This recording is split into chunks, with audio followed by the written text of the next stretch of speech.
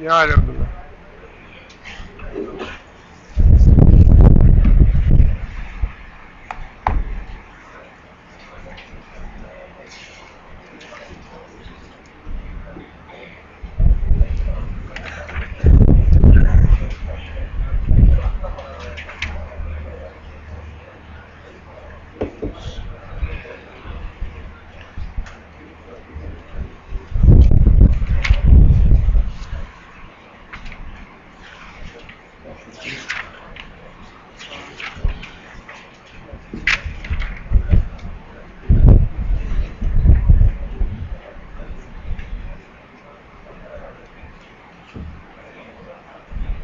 شروع کرو دیر ہو رہی ہے پہلے أعوذ بالله من الشيطان الرجيم بسم الله الرحمن الرحيم إنما التوبة على الله للذين يعملون السوء بجهالة ثم يتوبون من قريب فأولئك يتوب الله عليهم وكان الله عليما حكيما وليست التوبة للذين يعملون السيئات حتى إذا حضر أحدهم الموت قال إني تبت الآن ولا الذين يموتون وهم كفار أولئك أعتدنا لهم عذابا عليما يا أيها الذين آمنوا لا يحل لكم أن ترثوا النساء كرها ولا تعضلوهن لتذهبوا ببعض ما آتيتموهن شيئا إلا أن يأتين بفاحشة مبينة وعاشروهن بالمعروف فإن كرهتموهن فعسى أن تكرهوا شيئا ويجعل الله فيه خيرا كثيرا وإن أردتم استبدال زوج مكان زوج وآتيتم إحداهن قنطارا فلا تأخذوا منه شيئا أتأخذونه بهتانا وإثما مبينا وكيف تأخذونه وقد أفضى بعضكم إلى بعض وأخذن منكم ميثاقا غليظا ولا تنكحوا ما نكح آباؤكم من النساء إلا ما قد سلف إنه كان فاحشة ومقتا وساء سبيلا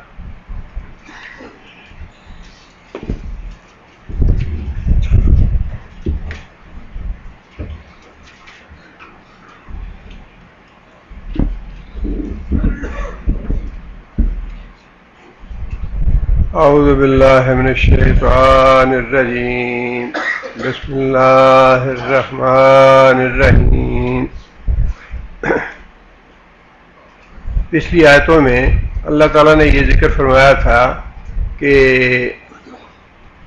دو جو گناہ گار مرد اور عورت ہے اگر وہ توبہ کر لیں تو پھر انہیں کچھ نہ کہو، اگر وہ اپنے اعمال کی اصلاح کر لیں تو اللہ تعالیٰ توبہ قبول کرنے والا غفور الرحیم ہے. اگلی دو آیتوں میں اللہ تعالیٰ نے یہ وضاحت فرمائی ہے کہ اللہ تعالیٰ کن لوگوں کی توبہ قبول کرتے ہیں اور کن لوگوں کی توبہ قبول نہیں کرتے. اللہ فرماتے ہیں انما التوبۃ علی اللہ، بے شک توبہ علی اللہ، اللہ کی ذمہ ہے کہ وہ توبہ قبول کر لے. اللہ پہ واجب ہے کہ وہ توبہ قبول کر لے. للذین، ان لوگوں کی، یعملون السوء، جو برا کام کرتے ہیں، برائی کرتے ہیں، گناہ کرتے ہیں، بے جہالت، جہالت کے ساتھ، لا علمی کے ساتھ، نادانی کے ساتھ، ثم پھر یتوبون وہ توبہ کرتے ہیں من قریب فوراً ہی. فاولئک پس یہ لوگ یتوب اللہ علیہم اللہ ان پہ نظر کرم فرماتے ہیں. وکان اللہ اور بے شک اللہ تعالی ہیں علیمن خوب جاننے والے حکیمن خوب حکمت رکھنے والے. اس میں اللہ تعالیٰ نے 2-3 باتیں ارشاد فرمائی ہیں توبہ قبول کرنے کے حوالے سے. ایک تو اللہ تعالیٰ نے یہ بات ارشاد فرمائی کہ جو آدمی سچے دل سے توبہ کر لیتا ہے اس کی توبہ قبول کرنا اللہ اللہ کا لفظ جو ہے یہ کسی چیز کو واجب کرنے کے لیے اور فرض کرنے کے لیے آتا ہے. کتبہ علیکم الصیام یہ اللہ جو ہے اس نے فرض کیے ہیں یہ روزے. اللہ کے لفظ سے یہ فرض ہو گئے. اسی طرح یہاں اللہ تعالیٰ نے اپنے ذکر مبارک سے پہلے اللہ کا لفظ لگایا ہے کہ جو لوگ سچے دل سے توبہ کر لیں اللہ اللہ پہ ضروری ہے, اللہ پہ واجب ہے کہ اللہ تعالیٰ ان کی توبہ ضرور قبول فرما لے. یہ اللہ تعالیٰ کا فضل اور اللہ کا احسان اور اللہ کا کرم ہے کہ اللہ تعالیٰ نے قرآن مجید میں اتنا پکا وعدہ فرمایا ہے سچی توبہ کرنے والوں کے لیے کہ جو اپنے دل سے سچی توبہ کر لیں اللہ اللہ پہ اب لازم ہے کہ ان کی توبہ قبول کرے, اللہ پہ واجب ہے کہ وہ ان کی توبہ قبول کرے. حالانکہ اللہ تعالیٰ کے لیے تو کوئی بھی چیز واجب یا فرض نہیں ہے. یہ بہت بڑی بات ہے جو اللہ تعالیٰ نے گناہگار لوگوں کو اطمینان اور تسلی دلانے کے لیے کی. اور یہی بات اللہ تعالیٰ نے سورہ تحریم میں فرمائی ہے یا ایھا الذین آمنوا توبوا الی اللہ توبۃ نصوحا. یہاں پہ اللہ تعالیٰ نے وضاحت کے ساتھ یہ بات ارشاد فرمائی کہ توبہ کرو اللہ کے حضور لیکن سچی توبہ کرو, دل سے توبہ کرو. عسیٰ ربکم ان یکفر عنکم سیئاتکم سچی توبہ کے نتیجے میں اللہ تعالیٰ پہلا اللہ تعالیٰ نے یہ بات ارشاد فرمائی اللہ تعالیٰ تمہارے گناہ معاف فرما دے گا. وَيُدْخِلْكُمْ جَنَّاتٍ تَجْرِی مِن تَحْتِہَا الْأَنْہَارُ اور پھر اس جنت میں داخل فرما دے گا جس کے نیچے نہریں بہتی. سچی توبہ کرنے سے. سچی توبہ کون سی ہے اس کے بارے میں 3-4 باتیں ذہن میں رکھنی چاہیے. ایک بات تو یہ ہے کہ انسان کا اس گناہ پہ نادم ہونا ضروری ہے کہ انسان فی الواقع دل سے نادم ہو, پشیمان ہو اور کبھی دوبارہ اس گناہ کا اپنے ذہن میں تصور نہ لائے. کبھی اس گناہ سے کو سوچ کے لذت حاصل نہ کرے بلکہ اس پہ ہمیشہ انسان کو شرمندگی اور پشیمانی ہو. دوسری بات یہ ہے کہ آئندہ کے لیے پکا عزم کر لے, پکا ارادہ کر لے کہ آئندہ میں اس کام کے قریب نہیں جاؤں گا. تیسری بات یہ ہے کہ اگر وہ کوئی کفارے والی بات ہو تو اس کے کفارے جیسا کہ احادیث میں بعض گناہوں کے کفارے بتائے گئے ہیں. انسان کوئی قسم کھا بیٹھا اس کو توڑنا ہے, یا اپنی بیوی سے زہار کر بیٹھا اب اس کو ختم کرنا ہے, یا دوران روزہ انسان اپنی بیوی کے پاس چلا گیا اس کا کفارہ بتا دیا. اگر اس طرح کا کوئی کفارہ اس پہ آتا ہو تو وہ ادا کیا جائے. اور پھر چوتھی بات یہ ہے کہ اگر اس گناہ میں کسی دوسرے کا حق مارا ہے, کسی کا حق غصب کیا ہے, کسی پہ کوئی ظلم اور زیادتی کی ہے تو اپنی بھرپور کوشش کرے کہ انسان اس ظلم کی, اس زیادتی کی تلافی کرے اور اگر ممکن ہو تو اس کا حق اس کو واپس کرے. یہ ہے سچی توبہ کی شرائط. جو آدمی اس طرح کی سچی توبہ کرتا ہے اللہ فرماتے ہیں کہ اس کے بارے میں اللہ پہ واجب ہے کہ اللہ تعالیٰ اس کی توبہ ضرور قبول فرمائے. دوسری بات یہاں پہ اللہ تعالیٰ نے یہ ارشاد فرمائی ہے بجہالت، گناہ کیا ہو جہالت کی وجہ سے، نادانی کی وجہ سے، لا علمی کی وجہ سے. جہالت کا لفظ جو ہے یہ علم کے مقابلے میں استعمال ہوتا ہے، جس کا مطلب یہ ہے کہ اگر انسان لا علمی سے، جہالت سے گناہ کرے تو پھر اس کی توبہ قبول ہے، اور اگر جانتے بوجھتے کرے، پتا ہو یہ گناہ ہے اور پھر یہ کام کرے تو پھر توبہ قبول ہوتی ہے یا نہیں ہوتی؟ جی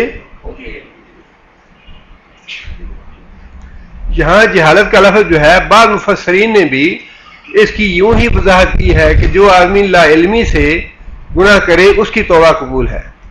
حالانکہ یہاں یہ مراد نہیں ہے، اس سے جہالت جو لا علمی والا جہالت ہے وہ مراد نہیں ہے، بلکہ اس سے مراد یہ ہے کہ انسان کو اس کے انجام سے غفلت ہو، گناہ کے انجام سے جاہل ہو. میں یہ گناہ کر، ایک آدمی تارک نماز ہے.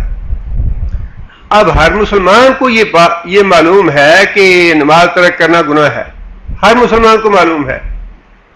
اب کیا یہ تارک نماز جو ہے یہ اپنے گناہ پہ کسی وقت پشیمان ہوتا ہے، اس کو احساس ہوتا ہے کہ میں گناہ کر رہا ہوں، اب وہ توبہ کرنا چاہتا ہے، آئندہ مستقل طور پہ نمازی بننا چاہتا ہے، کیا اس کی پچھلی نمازوں کے لیے معافی ہے یا نہیں ہے؟ توبہ ہے یا نہیں ہے؟ جس کا مطلب یہ ہے کہ جہالت کا مطلب لفظ جو اللہ نے استعمال فرمایا یہ گناہ کے بارے میں نہیں ہے کہ گناہ کے بارے میں تمہیں علم ہو یا نہ ہو، بلکہ یہاں جہالت کا لفظ جو ہے وہ اللہ نے ان معنوں میں استعمال فرمایا ہے کہ اس گناہ کی وجہ سے جو تمہارا انجام ہونے والا ہے اس سے تم غافل، جو تمہیں عذاب ملنے والا ہے اس سے تم غافل، جو سزا تمہیں ملنے والی ہے اس سے غفلت کی وجہ سے تم گناہ کرتے ہو.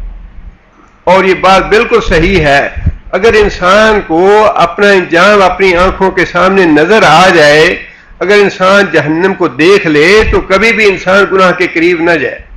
جتنے بھی لوگ گناہ کرتے ہیں یا انسان کی جو مزاج میں چیز رکھی گئی ہے بھول جانے والی یا غفلت والی، وہ یہی ہے کہ چونکہ انسان نے جہنم کو دیکھا نہیں لہذا انسان گناہ کرتا ہے، اس سے غافل ہو جاتا ہے جہنم سے، سزا سے، اللہ کے عذاب سے. ورنہ جسے یہ پتا ہو کہ اتنی شدید آگ ہے جس کی ایک جھلک بھی انسان کے لیے دیکھنا ممکن نہیں، جس کی معمولی سی لو جو ہے وہ انسان برداشت نہیں کر سکتا. جہنم کی آگ تو وہ ہے، نبی صلی اللہ علیہ وسلم نے فرمایا کہ یہ 69 درجے زیادہ گرم ہے دنیا کی آگ سے. یہاں کی آگ دنیا کی جو ہے یہ آگ تو چھوڑیے، گرمی کا انداز لگا لیجیے، 12 1 بجے 2 بجے سڑک کے اوپر ننگے پاؤں 2 منٹ کے لیے کھڑا ہونا انسان کے لیے ممکن نہیں ہے. انسان کی قوت برداشت اتنی ہی ہے. تنور سے نکلی ہوئی تازہ روٹی جو ہے انسان اپنے ہاتھ پہ نہیں رکھ سکتا. یہی ہے یہاں جو جہالت کا لفظ ہے یہ اسی لیے استعمال کیا گیا ہے کہ جہنم کی آگ سے تمہاری غفلت جو ہے اس کی وجہ سے تم گناہ کرتے ہو. بعض اوقات تمہیں پتا ہوتا ہے یہ گناہ ہے، بعض اوقات پتا نہیں ہوتا یہ گناہ ہے، لیکن اصل بات تو یہی ہے کہ گناہ کا علم ہوتے ہوئے بھی انسان گناہ کرتا ہے. گناہ کا علم ہوتے ہوئے بھی انسان گناہ کرتا ہے، لیکن اس گناہ کرنے کی وجہ جو ہے وہ ہے جہنم سے غفلت، جہنم کا بھول جانا، جہنم کا انسان کو یاد نہ رکھنا. ورنہ جہنم اگر انسان کو یاد رہے تو ممکن نہیں کہ انسان گناہ کا ارتکاب کرے. حضرت ابو سفیان ثوری رحمۃ اللہ علیہ کے بارے میں آتا ہے کہ تنور کو دیکھتے آگ بھڑکتی ہوئی، تنور کو دیکھ کے غش کھا جاتے کہ یہ ہے وہ جہنم کی آگ جس میں اللہ نے گناہگار لوگوں کو یا کافروں اور مشرکوں کو ڈالنے کا وعدہ کیا ہے. اعدت للکافرین، کافروں کے لیے تیار کی گئی.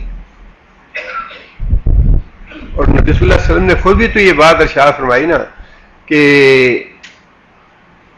وہ آدمی جس کو جہنم یاد ہے وہ کبھی بھی چین کی نیند رات کو سو نہیں سکتا.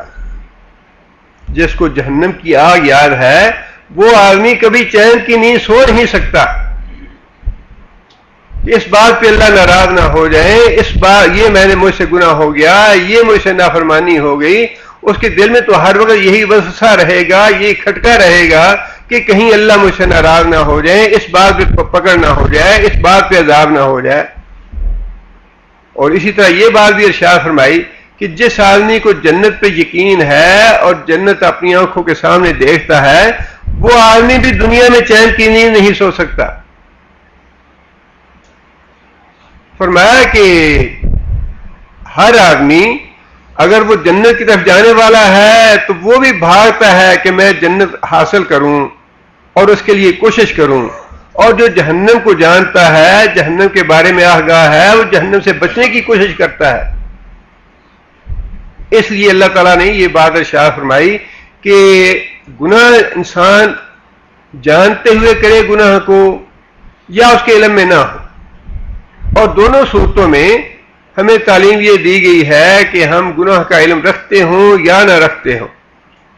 اللہم اغفر لی ما قدمت وما اخرت وما اسررت وما اعلنت وما انت عالم بہ منی. کتنے گناہ ہیں، بے شمار گناہ ایسے ہیں جن کا ہمیں احساس نہیں ہوتا یا جن کا ہمیں علم نہیں ہوتا کہ یہ گناہ کر رہے ہیں، لیکن وہ گناہ ہوتا ہے.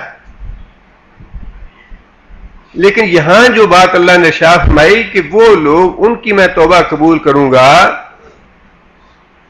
جو جہنم سے غافل ہو کے توبہ کر لیتے ہیں، اور پھر جب جہنم کا احساس ہوتا ہے انہیں کہ اللہ کی پکڑ اتنی شدید ہے، اللہ کی پکڑ اتنی سخت ہے، تو پھر فوراً وہ توبہ کرتے ہیں جہنم سے ڈر کے یا میری پکڑ سے ڈر کے.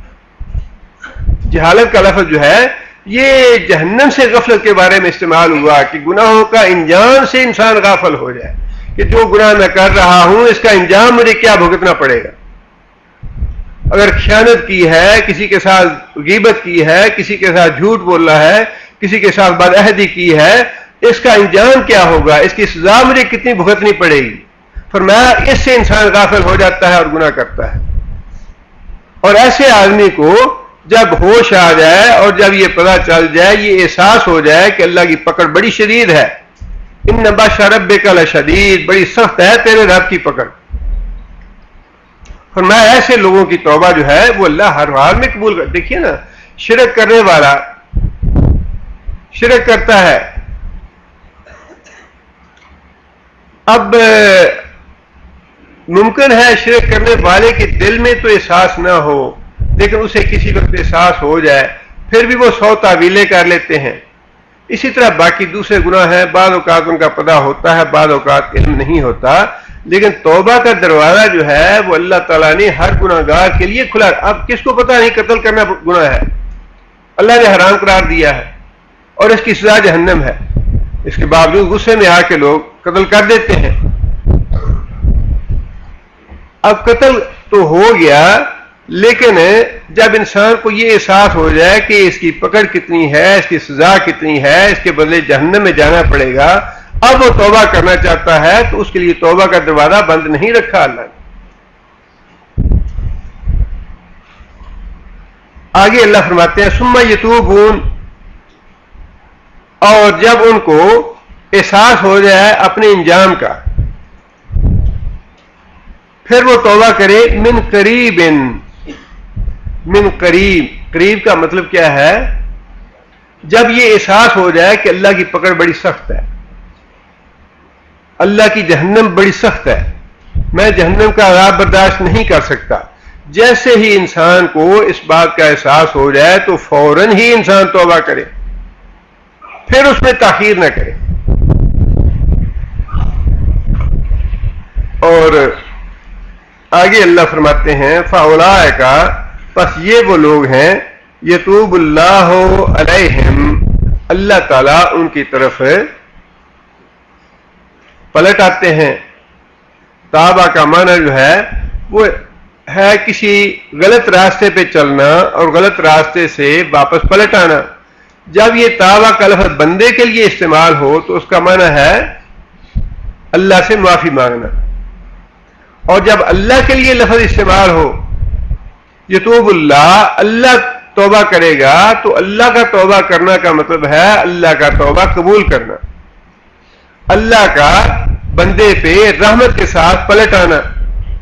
پہلے اللہ تعالیٰ نے نظر انداز کیا اس آدمی کو، بھلا دیا اس کو، اللہ تعالیٰ نے اس کی پرواہ نہیں کی، لیکن جب بندے نے توبہ کر لی تو پھر اللہ تعالیٰ اپنی رحمت کے ساتھ پلٹ آیا اس پہ۔ یتوب اللہ علیہم، اللہ تعالیٰ ایسے بندوں پہ کی توبہ قبول فرماتے ہیں، ان پہ نظر کرم کے ساتھ پلٹ آتے ہیں۔ وَكَانَ اللَّهُ عَلِيمًا حَكِيمًا، اور اللہ خوب جانتا ہے کہ کون آدمی کس نیت کے ساتھ توبہ کر رہا ہے۔ اگر سچی توبہ ہے تو اللہ تعالیٰ توبہ قبول کرنے والے ہیں، اور اگر جھوٹ موٹ کی توبہ ہے تو پھر بھی فرمایا کہ اللہ تعالیٰ حکمت والے ہیں، اللہ تعالیٰ پھر بھی مہلت دیتے رہتے ہیں انسانوں کو کہ اچھا اللہ میرا بندہ توبہ کر لے گا، میرا بندہ توبہ کر لے گا۔ حکیم، فوراً اللہ سزا نہیں دیتے، فوراً اللہ پکڑتے نہیں ہیں۔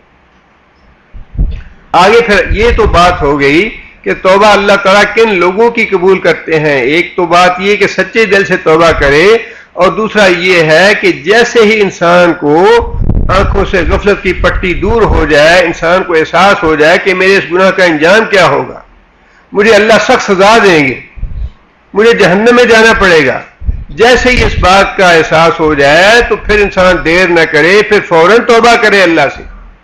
اللہ فرماتے ہیں کہ ایسے لوگوں کی توبہ قبول کرنا اللہ کے ذمہ ہے، اللہ پہ واجب ہے۔ آگے اللہ فرماتے ہیں وَلَيْسَتِ التَّوْبَةُ، اور نہیں ہے توبہ یعنی قبولیت توبہ کی، لِلَّذِينَ، واسطے ان لوگوں کے، يَعْمَلُونَ السَّيِّئَاتِ، جو گناہ کرتے ہیں، حتیٰ کہ اذا، جب، حاضر احدہم الموت، حاضر آ گئی، حاضر ہوئی، احدہم ان میں سے کسی ایک کو، الموت موت، قالا تو پھر اس نے کہا انی تبت الآن، انی بے شک میں، تبتو میں توبہ کرتا ہوں، الآن اب، مطلب یہ کہ توبہ کا دروازہ کھلا ہے موت سے پہلے پہلے۔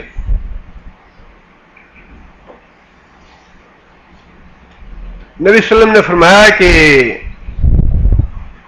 نظر کی حالت سے پہلے پہلے، نظر کی حالت وہ ہے جب انسان کی، ہم اپنی زبان میں کہتے ہیں کہ آنکھیں تاڑے لگ گئیں، جب انسان اپنی آنکھیں جھپکنی بند کر دیتا ہے، یہ وہ وقت ہوتا ہے جب انسان اپنی آنکھوں سے فرشتوں کو دیکھ لیتا ہے، فرشتے نظر آ جاتے ہیں انسان کو، پھر انسان میں اتنی ہمت بھی نہیں رہتی کہ انسان اپنی آنکھ ہی جھپک لے۔ اتنا سخت موقع ہے، یہ سخت کٹھن وقت ہے، وہ انسان اپنی آنکھ جھپکنا بھول جاتا ہے جب فرشتوں کو دیکھ لیتا ہے، کھلی کی کھلی رہ جاتی ہیں آنکھیں، حتیٰ کہ جب انسان کی روح نکل جاتی ہے تو حکم یہ ہے کہ اس کی کھلی ہوئی آنکھیں جو ہیں ان کو ایسے بند کر دو۔ انسان میں اتنی طاقت نہیں رہتی کہ انسان اپنی آنکھیں ہی بند کر سکے۔ جب وہ وقت آ جائے، اس وقت نبی صلی اللہ علیہ وسلم نے فرمایا کہ جب انسان فرشتوں کو دیکھ لیتا ہے، اپنا انجام اس کے سامنے نظر آ جاتا ہے، جہنم کے فرشتے بھی ہیں، جنت کے فرشتے بھی ہیں، اگر جنت والے فرشتے ہیں تو السلام علیکم آگے کہتے ہیں تو مرنے والے کو پتہ چل جاتا ہے کہ وہ مہمان بن کے اللہ کے پاس جا رہا ہے، اور گناہگار اور فاسق اور فاجر آدمی کو جب آگے تھپڑ مارنے شروع کرتے ہیں تو اس وقت بھی بندے کو پتہ چل جاتا ہے کہ جو کچھ کما کے لے جا رہا ہوں مجرم بن کے اور سزاوار کا مستحق بن کے اللہ کے ہاں جا رہا ہوں۔ اس لیے اس وقت کی توبہ تو قبول نہیں ہے، اس وقت کا دروازہ جو ہے توبہ کا وہ بند کر دیا اللہ تعالیٰ نے، اور اللہ کے رسول نے بھی فرمایا کہ جب تک نظر کا عالم طاری نہیں ہوتا اس وقت تک توبہ ہے، اس کے بعد توبہ کا دروازہ بند ہے۔ اور قرآن مجید میں اللہ تعالیٰ نے اس کی مثال بھی دی ہے ہمیں۔ سورہ یونس میں اللہ تعالیٰ نے فرعون کے غرق ہوتے وقت کا نقشہ بیان فرمایا ہے کہ فرعون جب غرق ہونے لگا، وَجَاوَزْنَا بِبَنِي إِسْرَائِيلَ الْبَحْرَ فَأَتْبَعَهُمْ فرعون، بنی اسرائیل کے لوگوں کو موسیٰ علیہ السلام کے ساتھ ہم نے سمندر جو ہے وہ پار کرا دیا، عبور کر لیا انہوں نے، اور ان کے پیچھے فرعون بجنودہ اور اس کا لشکر اور جتنے بھی دشمن تھے وہ سارے کے سارے سمندر پار کرنے کے لیے سمندر میں داخل ہو گئے. حتیٰ اذا ادرکہ الغرق قال آمنت انہ لا الہ الا الذی آمنت بہ بنو اسرائیل. اللہ فرماتے ہیں کہ جب فرعون اپنے لشکر کے ساتھ سمندر میں داخل ہوا اور پانی کی موج بڑھ گئی اس کو غرق کرنے کے لیے، غرق ہونے لگا، موت اپنی آنکھوں کے سامنے آ گئی، اپنا انجام نظر آنے لگا، تو کہتا ہے کہ لا الہ الا الذی آمنت بہ بنو اسرائیل، میں بھی اس ایک اللہ پہ ایمان لاتا ہوں جس پہ بنو اسرائیل ایمان لائے ہیں، جس کی دعوت موسیٰ علیہ السلام دیتے رہے. وَأَنَا مِنَ الْمُسْلِمِينَ، اور میں مسلمانوں سے ہوں. انسان کا دماغ جو ہے، انسان کی حیثیت اتنی ہی ہے، دماغ ٹکانے لگاتے اللہ کو دیر نہیں لگتی. ایک لمحے میں اللہ انسان کا دماغ ٹکانے لگانا چاہیں تو فوراً ٹکانے آ جاتا ہے. اور اگر دنیا میں اللہ تعالیٰ جھٹکا نہ دیں، انسان کو ہوش نہ آئے، انسان کی آنکھوں کی پٹی نہ اترے، تو جب موت کا لمحہ آئے گا اس وقت تو پٹی اترنی ہی اترنی ہے کہ کیا کچھ کیا دنیا میں. فرعون جیسا آکڑ خان جو ہے اس کا دماغ بھی ٹھیک ہو گیا، فوراً ہی کہنے لگا کہ جو بنو اسرائیل کا الہ تھا، جو موسیٰ کا الہ تھا، جس کی موسیٰ دعوت دیتا رہا، جس کا ساری زندگی مقابلہ کرتا رہا، جسے جادوگر کہتا رہا، جسے کاہن کہتا رہا، جسے کذاب کہتا رہا، جسے ساحر کہتا رہا، ساری عمر اس کا مقابلہ کرتا رہا، لیکن جیسے ہی غرق ہونے لگا تو دماغ ٹکانے آ گیا کہ موسیٰ تو سچا تھا. بنو اسرائیل جس الہ کی دعوت دیتے تھے، آمن تو میں اس پہ ایمان لاتا ہوں اور اقرار کرتا ہوں لا الہ الا اللہ، کہ اللہ کے علاوہ کوئی دوسرا معبود نہیں. انا من المسلمین، اور میں مسلمانوں میں سے ہوں.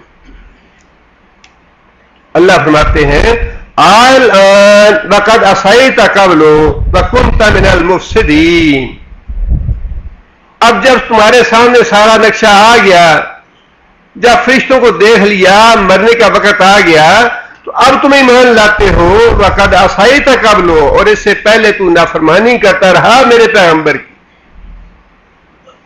بڑے دھڑلے سے نافرمانی کرتا رہا.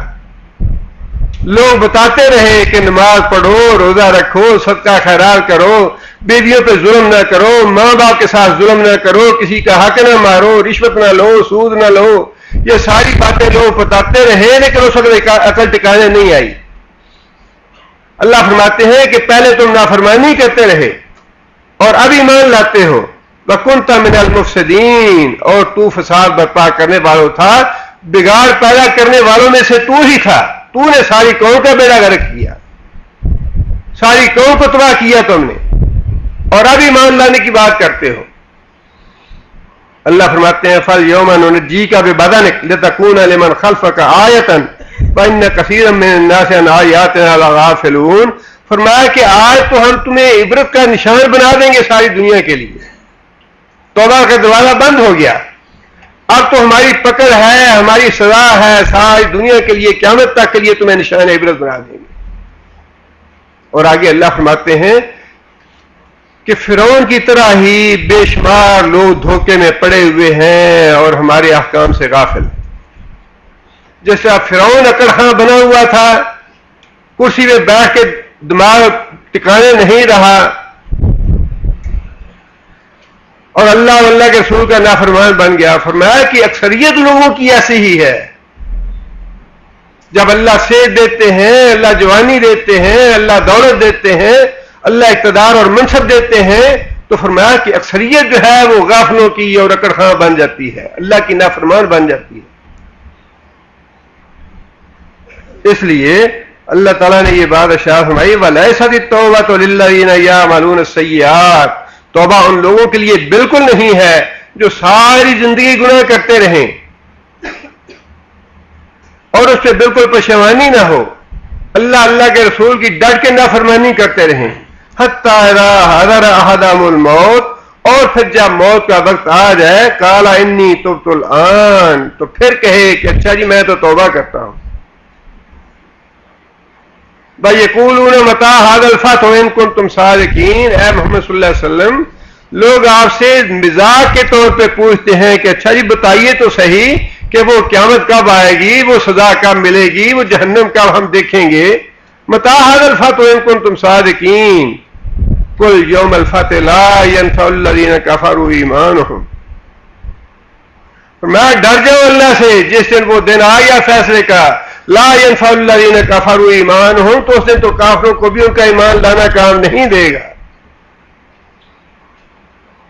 کافر بھی ایمان لانا چاہیں گے، کافر بھی فرعون کی طرح کلمہ پڑھنا چاہیں گے، جتنے بھی مجرم اور گناہگار اور بے نماز اور بے روز لوگ ہوں گے، ظالم لوگ ہوں گے، وہ کہیں گے یا اللہ ایک دفعہ دنیا میں بھیج دے۔ وَلَوْ تَرَىٰ إِذِ الْمُجْرِمِينَ نَاكِسُو رُءُوسِهِمْ عِندَ رَبِّهِمْ رَبَّنَا أَبْصَرْنَا وَسَمِعْنَا فَارْجِعْنَا نَعْمَلْ صَالِحًا إِنَّا مُوقِنُونَ۔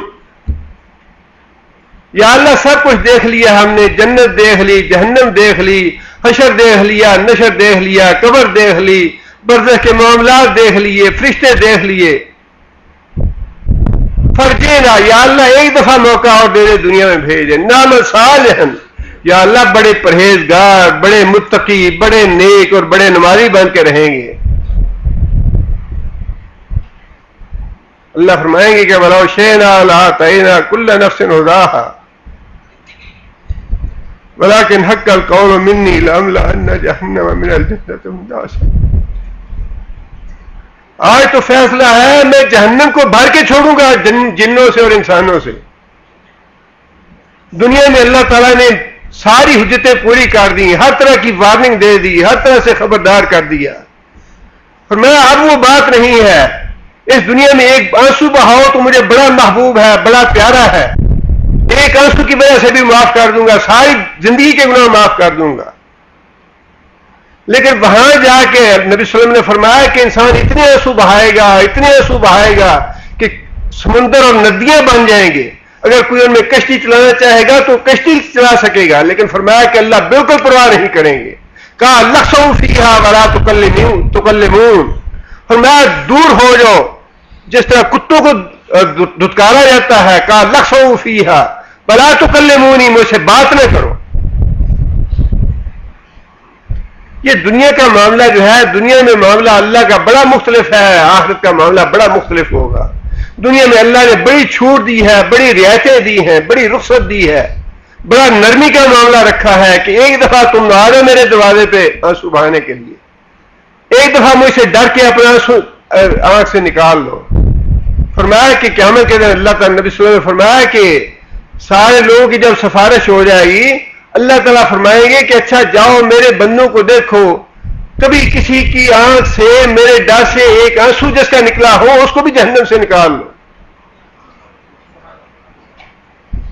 لیکن یہ بات ہے اس دنیا میں اللہ سے ڈرنے کی، اس دنیا میں اللہ سے انسان ڈر کے گناہوں سے باہر آ جائے۔ وَالَّذِينَ يَخْشَوْنَ رَبَّهُمْ بِالْغَيْبِ لَهُمْ مَغْفِرَةٌ وَأَجْرٌ كَبِيرٌ، جو لوگ اس دنیا میں اللہ سے اللہ کو بن دیکھے ڈرتے ہیں، لَهُمْ مَغْفِرَةٌ وَأَجْرٌ كَبِيرٌ، ان کے لیے گناہوں کی معافی بھی ہے اور ان کے لیے بہت بڑا اجر ہے۔ لیکن یہ دنیا کا وقت ضائع کر دیا، یہ دنیا کا وقت نکل گیا تو دوبارہ یہ وقت ہاتھ نہیں آئے گا۔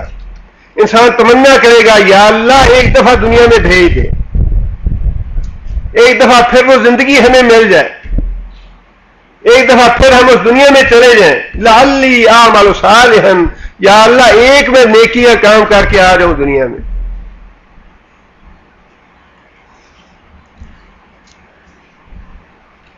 آگے اللہ فرماتے ہیں کہ وَلَلَّذِينَ يَمُوتُونَ وَهُمْ كُفَّارٌ، اور نہ ہی توبہ ان لوگوں کے لیے ہے جن کو موت آ جائے اور وہ حالت کفر میں ہو۔ جو کافر ہے اس کے لیے بھی توبہ نہیں، اور جو مسلسل گناہ کرتا چلا جا رہا ہے، اللہ کو جانتا ہے، رسول کو جانتا ہے، قرآن کو جانتا ہے، اس کے باوجود گناہوں سے باز نہیں آ رہا، گناہوں کی حالت میں ہی اس کو موت آ گئی، گناہوں کی حالت میں ہی اس کو موت آ گئی۔ ایسی عادت پڑ گئی داڑھی منڈانے کی، ایسی عادت پڑ گئی داڑھی منڈانے کی، داڑھی منڈاتے منڈاتے موت آ گئی، کیا کرو گے؟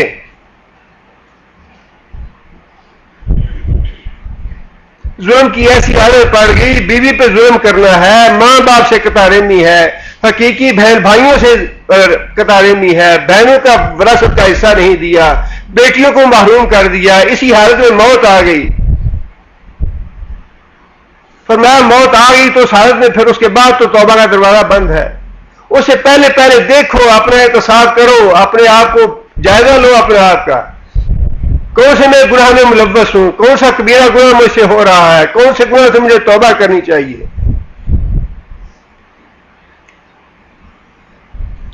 اولئک اعتدنا لهم عذابا الیما، یہ وہ لوگ ہیں جن کے لیے ہم نے دردناک عذاب تیار کر رکھا ہے، جن کی توبہ اللہ نے قبول نہیں کرنی، کافر اور مشرک کی توبہ، اور جو اپنی موت تک مسلسل کبیرہ گناہوں میں مبتلا ہے،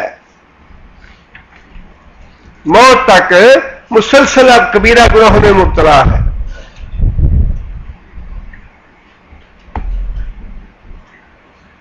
یہ سورہ جو ہے نساء شروع سے ہی زمانہ جاہلیت کے جو بعض کام تھے یا جو غلط رواج تھے، گناہ کی باتیں تھیں، ان کی تصحیح کے لیے اور ان کو صحیح کرنے کے لیے اللہ تعالیٰ نے احکام دیے ہیں۔ جو زمانہ جاہلیت کے گناہ تھے یا رسم و رواج تھے، ان میں سے ایک رسم و رواج یہ بھی تھا کہ شوہر جب فوت ہو جاتا تو بیوی جو تھی، بیوہ، وہ سسرال والوں کی وراثت شامل ہوتی تھی۔ وراثت مطلب یہ کہ اب اس کو اس بات کی اجازت نہیں تھی کہ وہ اپنے میکے چلی جائے، بلکہ وہ سسرال والوں کی وراثت شمار ہوتی تھی، اس کی جان بھی اور اس کا مال بھی، اور سسرال والوں کو اس بات کا پورا اختیار تھا کہ اگر چاہیں تو اپنے گھر کے ہی کسی دوسرے مرد کے ساتھ اس کی شادی کریں، عورت خواہ چاہے یا نہ چاہے۔ اگر سسرال والے چاہیں تو اس کی شادی کسی اپنے خاندان کے دوسرے مرد سے کر دیں، اور اگر وہ چاہیں تو اس کی شادی کسی جگہ بھی نہ کریں، ایسے ہی اس کو بٹھائے رکھیں، اس کے مال پہ بھی قبضہ، اس کی جان پہ بھی قبضہ۔ جس طرح مال جو ہے وہ وراثت میں آتا ہے، اسی طرح عورت جو ہے وہ وراثت بن جاتی شوہر کی وفات کے بعد۔ یہ بہت بڑا ظلم تھا، اس لیے اللہ تعالیٰ نے اس باطل رسم کو ختم فرمایا اور تردید فرمائی اس کی کہ یہ درست نہیں ہے، یہ غلط بات ہے، یہ ظلم کی بات ہے۔ یا ایھا الذین آمنوا، اے لوگو جو ایمان لائے ہو، لا یحل لکم، تمہارے لیے یہ حلال نہیں، تمہارے لیے یہ جائز نہیں، ان ترثوا النساء کرہن، ان ترثوا النساء کہ عورتوں کو وراثت بنا لو، وارث بن جاؤ ان کے، تم وارث بن جاؤ عورتوں کے، کرہن جبر کے ساتھ۔ مطلب یہ کہ یہ ہے ہی ظلم، کسی کو اپنا زبردستی مملوک بنا لینا اور خود اس کا مالک بن جانا، یہ ہے ہی جبر اور ظلم۔ اس لیے اللہ تعالیٰ نے فرمایا کہ ظلم کے ساتھ اور جبر کے ساتھ عورتوں کو اپنی وراثت نہ بنا لو، ان کے وارث خود نہ بن بیٹھو۔ اور دوسری بات یہ فرمائی وَلَا تَعْضُلُوهُنَّ، اور نہ روک لو ان کو، یعنی ان کا جب شوہر فوت ہو جائے تو ان کو روکو نہ، لِتَذْهَبُوا بِبَعْضِ مَا آتَيْتُمُوهُنَّ إِلَّا أَن يَأْتِينَ بِفَاحِشَةٍ مُبَيِّنَةٍ۔ یہ اگلی آیت ہے وہ ان عورتوں کے بارے میں ہے جن کے شوہر زندہ ہیں، کہ اپنی عورت ہے تمہاری، تم اس کو اپنے پاس رکھنا نہیں چاہتے، اس کو طلاق دینا چاہتے ہو، لیکن تمہیں خطرہ یہ ہے کہ اگر میں طلاق دوں گا اس کو تو مجھے کوئی اس سے مال وصول نہیں ہوگا، جبکہ یہ خود عورت خلا طلب کرے گی تو پھر جو حق مہر میں نے اس کو دیا ہے وہ میں اسے واپس لے لوں گا، یا اور کوئی اس کو مال دے چکا ہوں تو وہ مجھے واپس مل جائے گا۔ فرمایا کہ اگر تم عورت کو طلاق دینا چاہتے ہو تو سیدھے طریقے سے اور اچھے طریقے سے طلاق دو۔ اس سے پہلے دوسرے پارے میں طلاق کے مسائل اور احکام ہم پڑھ چکے ہیں، جس میں اللہ تعالیٰ نے یہ بات ارشاد فرمائی کہ عورتوں کو طلاق دینی ہے تو طلاق بھی اچھے طریقے سے دو، معروف طریقے کے مطابق، اور اگر تم نے بسانا ہے عورتوں کو تو بساؤ بھی معروف طریقے کے ساتھ، اچھے طریقے کے ساتھ۔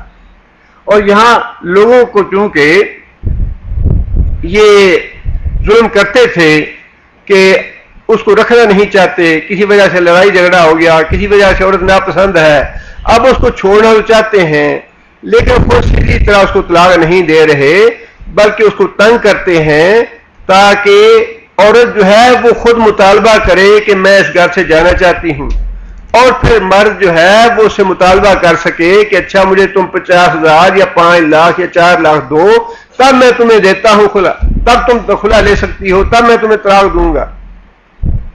یہ بھی ظلم ہے۔ اس ظلم سے بھی اللہ نے روکا ہے کہ اگر عورت کو رکھنا ہے تو ٹھیک طریقے سے رکھو، اور اگر کسی وجہ سے تمہیں عورت پسند نہیں ہے، عورت سے معاملہ بگڑ گیا ہے، تم اس کو طلاق دینا چاہتے ہو تو طلاق بھی سیدھے طریقے سے دو، تنگ نہ کرو عورت کو کسی صورت میں بھی۔ بِبَعْضِ مَا آتَيْتُمُوهُنَّ لِتَذْهَبُوا وَلَا تَعْضُلُوهُنَّ، اور نہ روکو عورتوں کو یعنی اپنی بیویوں کو، لِتَذْهَبُوا تاکہ تم ان سے لے سکو، بِبَعْضِ کچھ حصہ، ما اس چیز کا جو آتَيْتُمُوهُنَّ تم نے ان کو دیا، یعنی حق مہر ہو یا اپنی پچھلی زندگی میں کوئی ہدیہ دیا ہو یا کوئی مال ہبہ کیا ہو، تحفہ دیا ہو، جو بھی چیز دی ہو، اب تم بہانے اس کو واپس لینا چاہتے ہو۔ فرمایا اس مقصد کے لیے عورت پہ ظلم نہ کرو، اس کو تنگ نہ کرو، چھوڑنا چاہتے ہو تو سیدھے طریقے سے چھوڑ دو۔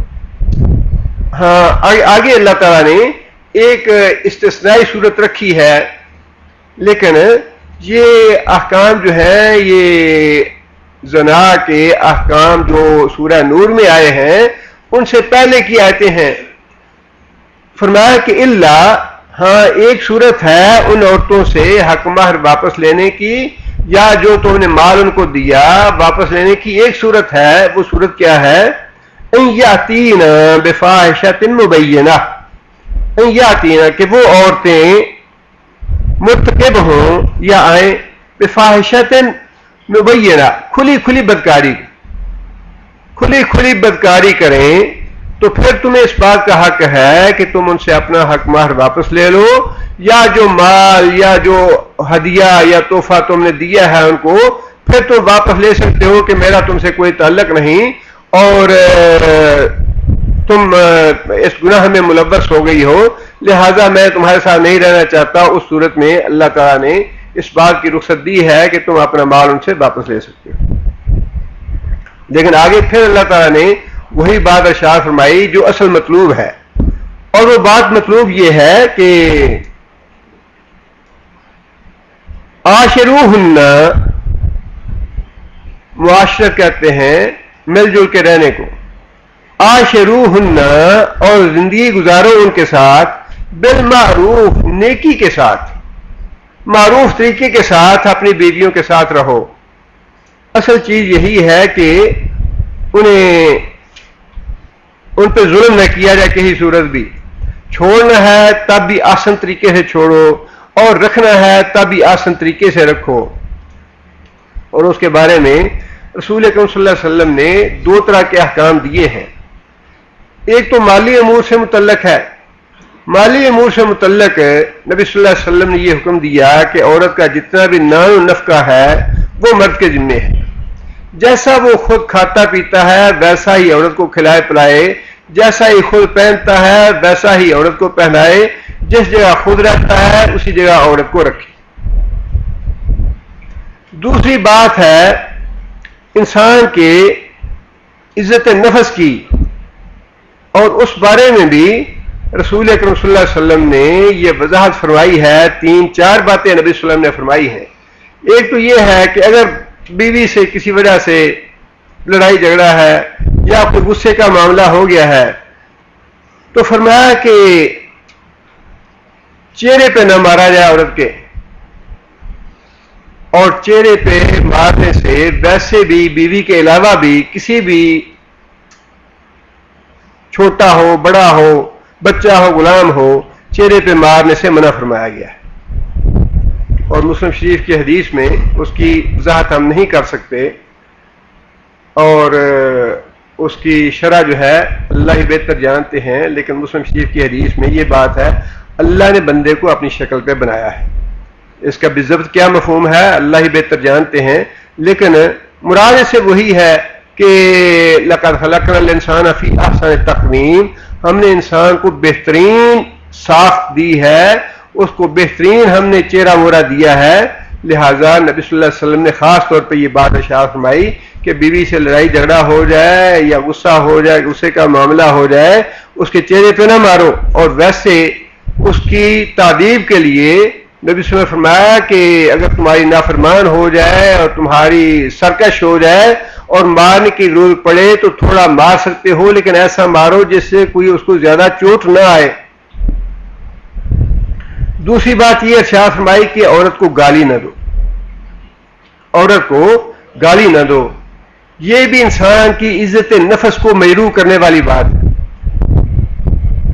گالی دینا ویسے اخلاقاً بھی برا ہے، لیکن جس کو انسان گالی دیتا ہے گویا اس کو بہت ہی اپنے آپ سے حقیر سمجھتا ہے اور اس کی عزت اور احترام نہیں کرتا، اس کی نگاہ میں اس کی عزت جو ہے وہ بالکل نہیں ہے.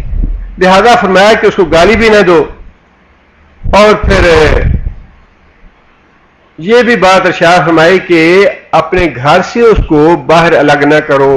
اگر تم اس کی تربیت کے لیے اور اس کو کوئی بات سمجھانے کے لیے کچھ دنوں کے لیے الگ کرنا چاہتے ہو تو اپنے گھر میں ہی اس کو الگ کمرے میں الگ کر دو، لیکن اپنے گھر سے باہر نہ نکالو. گھر سے یہ اس میں بڑی حکمت کی بات ہے. جب انسان گھر سے باہر نکالتا ہے بیوی کو، اس کا مطلب یہ ہے قدرتی طور پہ اس کے ذہن میں یہ بات آ جاتی ہے اچھا یہ گھر میرا تو نہیں، یہ گھر تو مرد کا ہے. عورت کی عزت نفس کا نبی صلی اللہ علیہ وسلم نے بڑا لحاظ رکھا ہے کہ کوئی ایسی بات نہ کرو جس سے اس کی عزت نفس مجروح ہو. فرمایا کہ عورتوں کے بارے میں اللہ سے ڈرتے رہو، اللہ کا نام لے کے تمہارے لیے وہ حلال ہوئی ہیں. اللہ کا نام لے کے مراد یہ ہے کہ اللہ کا کلام پڑھ کے، اللہ کی نازل کی ہوئی آیتیں پڑھ کے تمہارے اوپر وہ حلال ہوئی ہیں. لہذا تم پہ واجب ہے کہ ان کے معاملے میں اللہ سے ڈرتے رہو.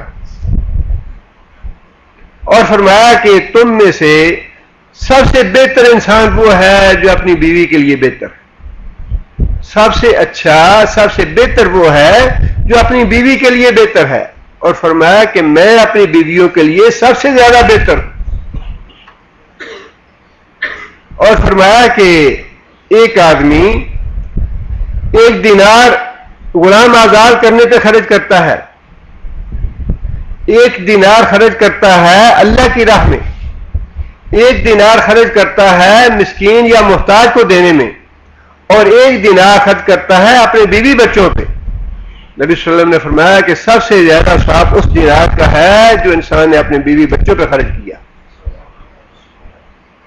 بشرطے کہ انسان کی نیت یہ ہو کہ انسان اللہ کے لیے خرچ کر رہا ہے، یہ اللہ کو راضی کرنے کے لیے کر رہا ہے. اس لیے اللہ نے حکم یہ دیا کہ عورتوں پہ ظلم نہ کرو. اور ظلم کی یہ جو صورت ہے کہ اس کو تم اس لیے طلاق نہ دو کہ یہ خود طلاق مانگے مجھ سے، اور جب خود طلاق مانگے گی تو اس سے میں کچھ مال وصول کر لوں گا. یہ ظلم نہ کرو. طلاق دینی ہے تو سیدھے طرح سے اس کو طلاق دے دو، اور اگر اس کو رکھنا ہے تو عاشروہن بالمعروف، تم معروف طریقے سے نیکی کے ساتھ اس کو اپنے گھر میں بساؤ. آگے اللہ فرماتے ہیں فَإِن كَرِهْتُمُوهُنَّ. آگے اگلی آیت میں اللہ تعالیٰ نے یہ بات ارشاد فرمائی ہے کہ اگر کسی وجہ سے تم اپنی بیوی کو ناپسند کرتے ہو تو پھر بھی فوراً طلاق کا فیصلہ نہ کرو. اگر بیوی کو ناپسند کرتے ہو تو پھر بھی فوراً طلاق کا فیصلہ نہ کرو، تھوڑا صبر کرو، انتظار کرو، 1 سال 2 سال دیکھو اس کو. اس لیے کہ فوری طور پہ جب مرد اور عورت اکٹھے ہوتے ہیں تو ان کی خوبیوں اور خامیوں کا صحیح اندازہ انسان نہیں کر پاتا. بہت سی خوبیاں ایسی ہوتی ہیں، بہت سے اوصاف ایسے ہوتے ہیں، خواہ وہ مرد کے ہوں یا عورت کے، جن کا اظہار انسان 6 مہینے، سال یا 2 سال، بعض اوقات 5-10 سال کے بعد کرتا ہے کہ اس میں تو بڑی خوبیاں ہیں، اس میں تو بڑی خیر ہے. لہذا اللہ نے فرمایا کہ اگر تمہیں فوری طور پہ عورت کی کوئی چیز ناپسند بھی آئے تب بھی فوراً طلاق کا فیصلہ نہ کرو.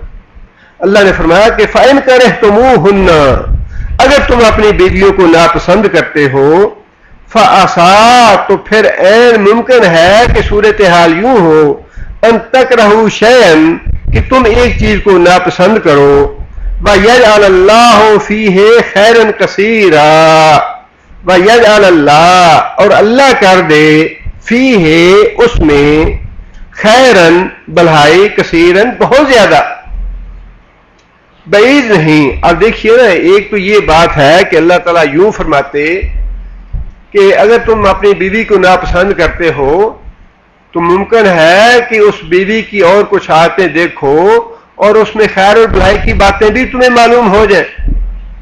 لیکن اللہ نے یہ نہیں فرمایا، بلکہ یہ فرمایا ہے کہ اگر تم ناپسند کرتے ہو تو تھوڑا صبر کرو. تم اگر صبر کرو گے تو اللہ تعالیٰ یجعل اللہ، اگر اس میں کوئی خوبیاں نہیں ہیں تو اللہ پیدا کر دے گا، نہ ہونے کے باوجود پیدا کر دے گا. یہ نظام جو ہے نا، خاندانی نظام، بڑی خیر و برکت ہے اس میں، بڑا اللہ کا انعام ہے مسلمانوں پہ خاندانی نظام. دیکھیں نا، بعض اوقات تو یوں ہوتا ہے کہ ایک خاندان کے بچے ہوتے ہیں، لڑکا اور لڑکی ہے، بچپن سے ایک دوسرے کو جانتے ہیں اور ایک دوسرے سے کوئی اٹیچمنٹ ہو جاتی ہے یا ایک دوسرے کے بارے میں دیکھا بالا ہوتا ہے، اچھا مجھے وہ پسند ہے، مجھے وہ پسند ہے، انسان دیکھ بھال کے کر لیتا ہے جی بچوں کی رغبت کیسی ہے، بچے ایک دوسرے کو پسند کرتے ہیں، شادیاں کر دیں، اچھا ہی جانتے ہیں ایک دوسرے کو، خاندان ہے، خالہ ہے، پھپھی ہے، ماموں ہے، چچا ہے، ان کے گھر ہیں سارے. لیکن بعض اوقات ایسے ہوتا ہے کہ انسان اپنے قومی قبیلے سے باہر کرتا ہے، لڑکے نے لڑکی نہیں دیکھی، لڑکی نے لڑکا نہیں دیکھا، اور بعض اوقات والدین کی جو فیصلہ ہوتا ہے اس پہ بچے تھوڑی سی ناپسندیدگی کا اظہار بھی کرتے ہیں کہ اچھا جی میری مرضی تو یہ تھی کہ ایسے ہو ایسے ہو، لڑکی کہتی ہے اچھا جی میری مرضی تو ایسی تھی ایسے اور ایسے ہو. لیکن جب والدین کے فیصلے کے مطابق وہ نکاح ہو جاتا ہے اور بچے فرما برداری کا اظہار کرتے ہیں، ماں باپ کی بات مانتے ہیں اور اس معاملے میں سرکشی کا رویہ اختیار نہیں کرتے، تو اللہ فرماتے ہیں وَجَعَلَ بَيْنَكُم مَّوَدَّةً وَرَحْمَةً، جعل، اللہ پیدا کر دیتا ہے ان کے درمیان مودتاً، محبت کے جذبات، اور رحمت کے جذبات اللہ پیدا کر دیتا ہے جو کہ پہلے سے موجود نہیں ہوتے. یہ ہے نتیجہ اللہ اور اللہ کے رسول کی اطاعت کا کہ تمہارے والدین ہیں، تمہارے محسن ہیں، اور جو فیصلہ تمہارے والدین نے کیا ہے اپنے والدین کے فیصلے پہ آمنا صدقنا کہو، اپنے فیصلے کو بلا چونو چرا تسلیم کر لو. اللہ فرماتے ہیں کہ اپنے والدین کی فرما برداری کرتے ہوئے تم نے ماں باپ کی بات مان لی. وَجَعَلَ بَيْنَكُم مَّوَدَّةً وَرَحْمَةً، اللہ نے لڑکے اور لڑکی کے درمیان اپنی طرف سے محبت اور رحمت کے جذبات پیدا کر دیے. اللہ اور اللہ کے رسول کی فرما برداری میں خیر ہی خیر ہے. انسان خواہ عارضی طور پہ، وقتی طور پہ کسی چیز میں دیکھے کہ میرا نقصان ہو رہا ہے یا میری ناپسندیدگی والا کوئی معاملہ ہے تو پھر بھی انسان کو خاموشی اور سکوت اختیار کرنی چاہیے. اللہ کے لیے یہ مشکل نہیں ہے کہ اللہ تعالیٰ اسی میں خیر اور بھلائی ڈال دے. اور وہی اللہ یہاں بات ارشاد فرما رہے ہیں، اگر تم ایک بیوی کو ناپسند کرتے ہو تو جلدی نہ کرو، صبر سے کام لو، انتظار کرو، اور تمہارے صبر سے کام لینے کے نتیجے میں کیا ہوگا؟ یجعل اللہ کر دے گا فیہ خیرن کثیرا، بہت سی بھلائیاں پیدا کر دے گا بیوی میں. اور عورت کے معاملے میں محض جو عام طور پہ ایک ٹرینڈ بن گیا ہے یا جو سوچ پائی جاتی ہے وہ یہی ہے، اچھا جی خوبصورت لڑکی ہونی چاہیے، اونچے قد کی لڑکی ہونی چاہیے. بس یہ ایک دو باتیں ہیں. اس کے بعد آنے کے بعد وہ سارے خاندان کو اپنی انگلیوں پہ نچاتی رہے, سارے خاندان کا دم ناک میں دم کر دے, اس کی پرواہ نہیں ہے. عورت کی خوبیاں جو ہیں وہ ایک نہیں ہے, دو نہیں ہے, تین نہیں ہے, بے شمار خوبیاں ہیں جو بیوی ہونے کے ناطے سے اس میں ہونی چاہیے. صرف خوبصورتی ایک شرط نہیں ہے, یا صرف ایک خوبصورتی ہی ایسی چیز نہیں ہے جس پہ انسان لٹو ہو جائے اور پھر ساری زندگی اس پہ بسر کرتا رہے. یہی وجہ ہے کہ لو میرج جو ہے یہ 90 نہیں 99% ناکام ہوتی ہے. 99% لو میرج جو ہے وہ ناکام ہوتی ہے, اور وہی شادیاں کامیاب ہوتی ہیں جو ماں باپ اپنے فیصلے سے کرتے ہیں اور جس پہ بچے آمنا صدقنا کہتے ہیں, ماں باپ کی بات مان کے.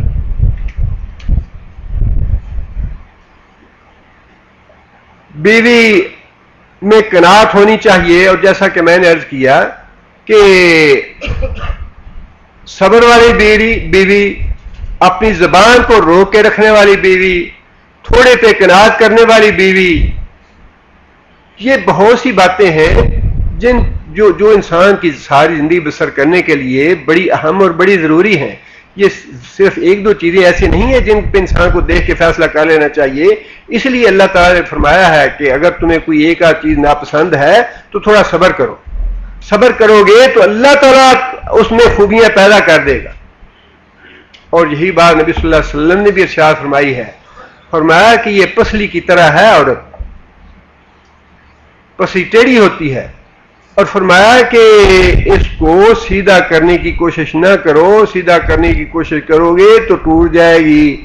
یہ جیسی ہے ویسے ہی رہنے دو, اس کے ساتھ اسی طرح نباہ کرو.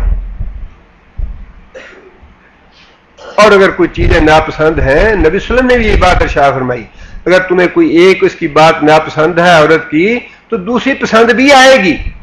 اور یہی بات اللہ نے فرمائی کہ اگر تم اس کی کچھ چیزیں ناپسند کرتے ہو تو صبر سے کام لو, فوراً طلاق کا فیصلہ نہ کرو. اللہ تعالیٰ اپنے فضل و کرم سے, اپنی رحمت سے اس میں کچھ اور خیر اور بھلائی کی باتیں پیدا کر دے گا.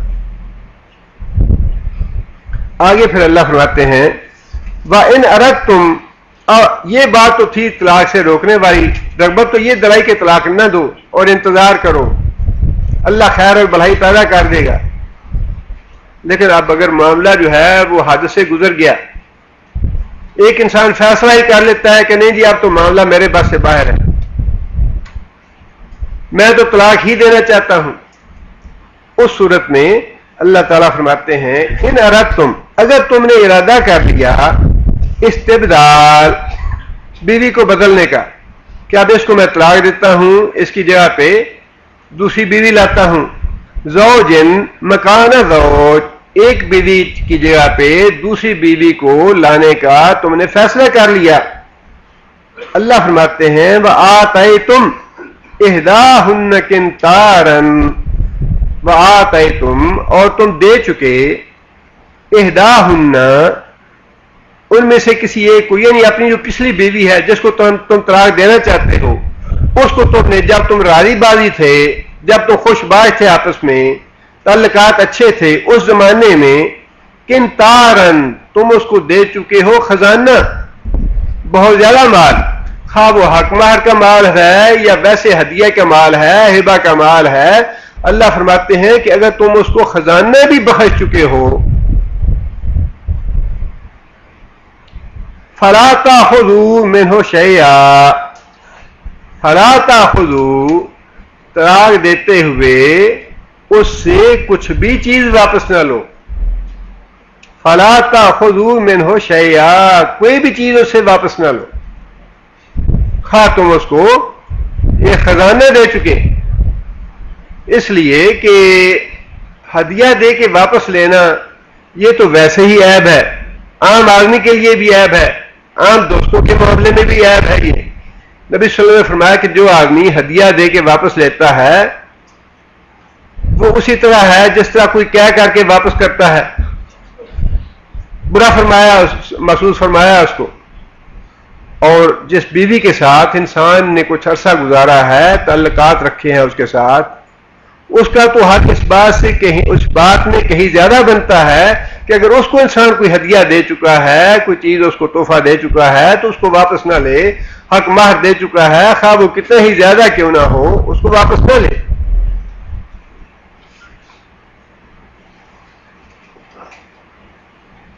اس سے یہ بات بھی معلوم ہو جاتی ہے کہ حق مہر جو ہے اس کی مقدار معین نہیں ہے، حق مہر کی مقدار جو ہے معین نہیں ہے۔ حضرت عمر رضی اللہ تعالیٰ عنہ نے اپنے زمانے میں 400 درہم مقرر کر دیے تھے، امیر المومنین تھے، اور خطبہ دیا جمعے کا، اور اس میں یہ بات ارشاد فرمائی کہ لوگ جو ہیں وہ زیادہ زیادہ حق مہر طے کرتے ہیں، اور اگر یہ تقوی والی بات ہوتی، خوبی والی بات ہوتی تو صحابہ کرام اس پہ عمل کرتے یا اللہ کے رسول اس پہ عمل کرتے۔ رسول اللہ صلی اللہ علیہ وسلم نے اپنی ساری ازواج کے بھی، بیٹیوں کے بھی 12 اوقیہ چاندی سے زیادہ مقرر نہیں فرمایا، اور ایک جیسا رکھا ساری بیویوں کے درمیان، اور فرمایا کہ صحابہ کرام میں بھی 400 درہم سے زیادہ طے کرنے کا رواج نہیں ہے، لہذا میں اتنا مقرر کر دیتا ہوں کہ آئندہ اس سے زیادہ کوئی حق مہر طے نہ کرے۔ جب جمعہ ختم کر کے باہر نکلے تو عورت نے پکڑ لیا، بوڑھی عورت نے کہنے لگی کہ امیر المومنین تم نے حق مہر مقرر کر دیا ہے 400 دینار؟ کہنے لگے ہاں میں نے مقرر کر دیا ہے۔ عورت کہنے لگی کہ تم نے کتاب و سنت کے خلاف فیصلہ کیا ہے، اللہ کے حکم کے خلاف تم نے فیصلہ کیا ہے۔ حضرت عمر کہنے لگے کس طرح؟ عورت نے یہی آیت پڑھی کہ اللہ یہ فرماتے ہیں وَآتَيْتُمْ إِحْدَاهُنَّ قِنْطَارًا فَلَا تَأْخُذُوا مِنْهُ شَيْئًا، اگر تم اس کو حق مہر میں خزانہ بھی دے چکے ہو تو طلاق دیتے ہوئے اس سے کچھ بھی واپس نہ لو۔ تو یہاں خزانے کا ذکر ہے قرآن میں، تم نے مقرر کیوں کیا ہے؟ حضرت عمر رضی اللہ تعالیٰ عنہ نے فوراً اس بات کو قبول فرمایا اور کہنے لگے کہ استغفر اللہ، میں اللہ سے معافی کا طلبگار ہوں، مجھ سے تو سارے دوسرے لوگ زیادہ دین سے واقف ہیں۔ یہ دیکھیے امیر المومنین ہیں، قطعاً اس کو اپنی ناک کا مسئلہ نہیں بنایا، اپنی عزت کا مسئلہ نہیں بنایا، یا اپنے وقار کا مسئلہ نہیں بنایا۔ یہی ہے تقویٰ، اسی میں اللہ کی رضا ہے کہ جب انسان کو یہ پتہ چل جائے کہ میں غلط کام کر رہا ہوں اور کوئی آدمی ٹوک دے کہ یہ تمہاری غلطی ہے، یہ کتاب و سنت کے خلاف ہے، ایمان کا تقاضا یہی ہے کہ انسان فوراً اس کو قبول کر لے۔ اس میں ہیٹ میٹ کرنا، اس میں ادھر ادھر کی باتیں کرنی، اس کی تعویلیں کرنی یا اس کو ٹالنے کی کوشش کرنا، یہ ساری ایمان کی باتیں نہیں ہیں۔ ایمان کی بات یہ ہے کہ جب انسان کو پتہ چلے اللہ اللہ کے رسول کی بات یہ ہے تو انسان فوراً اس کو قبول کر لے۔ فوراً حضرت عمر رضی اللہ تعالیٰ عنہ دوبارہ ممبر پہ گیا اور جا کے یہ بات ارشاد فرمائی کہ لوگوں میں نے تمہیں یہ بات کہی تھی، میری بات غلط ہے، عورت نے مجھے بتایا ہے اور عورت کی بات صحیح ہے۔ یہ مسئلہ یوں ہی ہے کہ جو آدمی جتنا بھی حق مہر دینا چاہے وہ دے سکتا ہے۔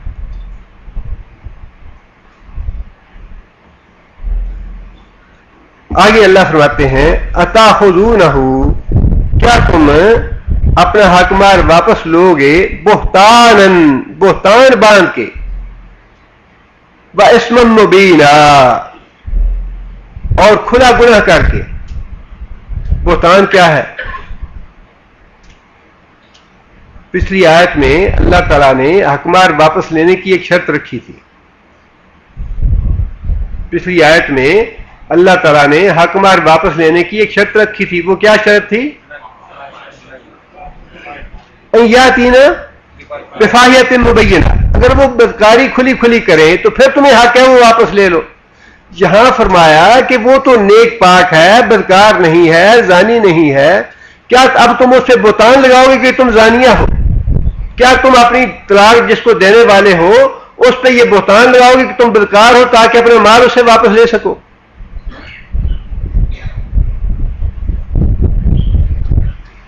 آگے اللہ فرماتے ہیں مطلب یہ حق مہر کا معاملہ جو ہے یہ بہت ہی نازک ہے، اور بڑا حساس معاملہ ہے.